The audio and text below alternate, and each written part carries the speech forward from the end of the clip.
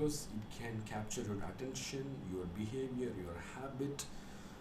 Because app, especially smartphone, is the seventh mass media. Because starting with first mass media is print, music or recording, and cinema, radio, TV, internet, and finally comes the smartphone. Smartphone is the culmination of everything. It literally scratched all the above things, from print to the internet. All the 6 before mass media can be consumed in smartphone, if you clearly see. So that's how Netflix, Amazon Prime, on demand, attention. See, now the whole app industry is going towards grabbing the people's attention. Initially, we were as developers given 3 minutes to persuade or to influence the app user. 3 minutes. People will take an app and they will spend 3 minutes on that app. That is true. In 2010. Now it has much less. Fallen at less than 3 seconds. So we have to throw something, put some sound, put some animations to grab the attention of people. But it also depends on the contents too. I mean, I think it goes 50-50, right? Yeah, no, I don't get it. When person's attention span to when they download an app, when they are on the app, it has to get their attention for them to, okay, this is a good app for me to stay on the phone or just move it. Yes. But then that also applies 50-50, right? Like 50% is, does it look good? And 50% is, this is what I need. Serve a purpose of serve what a purpose, right? Yeah, because I'll have some apps and then I'm like, I need this service, but I don't like how the app looks. So I'll not have them. Yeah, true, you're right. So that attention span happens. So there is something called micro moments, capturing people's attention and holding to them, because they decide faster, they'll uninstall the app.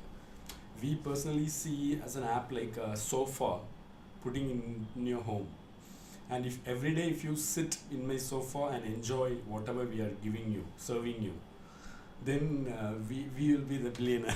Yeah, true. So app is like, especially I always think in terms of analogy. So I say it's like putting your sofa, and many people will say I don't have I already have a lot of sofas. You cannot put your sofa now, because if you are launching a new app, because already the app's space is being consumed a lot, especially in Android. Yeah. So the space and an entrepreneur clearly put in way like the most expensive real estate is in your hands, and it's in these pixels, that icon.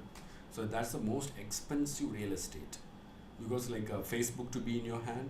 See, it's like an extension of your organ, like a sixth sense.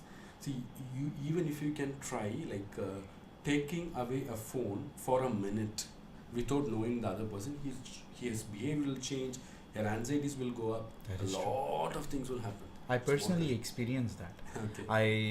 I have always been slow to adapting to smartphones. So in one way, part of my brain has already accepted the fact that I'm not going to get a lot of notifications. Because when people were running Android, I was running a BlackBerry. Okay. So the only messages I would get is my WhatsApp or my Facebook notifications. That's it. I had no Instagram, I had no nothing else, no other apps on the phone. And then recently I have moved on to this other phone. Great. Where I have It's Insta. It's an Android. I've got everything, all the apps I need.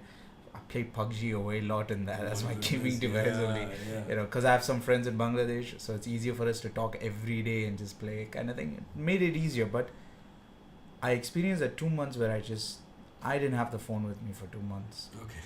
Completely 24 hours, 2 months, no phone. Okay. And I went through that experience, and that was like, I didn't know what a phone was at that point. If you needed anyone to call, you had that landline phone to call, because you remembered some numbers. You write some numbers down, and that's it. Boom. You don't touch the smartphone. So our memory has gone so down. It goes down. It goes down, because you're used to see all app development companies or the apps made, they will focus on forming a habit. So habit is formed based on 3 things, like a reminder, a routine, and a reward. So for example, when you get up in the morning, you will be like feeling uneasy, your mouth. So you will go for a routine. You brush your teeth. So that's a trigger, mouth is not fresh. So that's a reminder, that's a trigger. So next is routine. You brush the teeth, and the final thing is routine. That's the reward you get, like fresh feeling you get. So similarly, they've all the app development companies. So for example, take Swiggy. The trigger or the reminder is your hunger.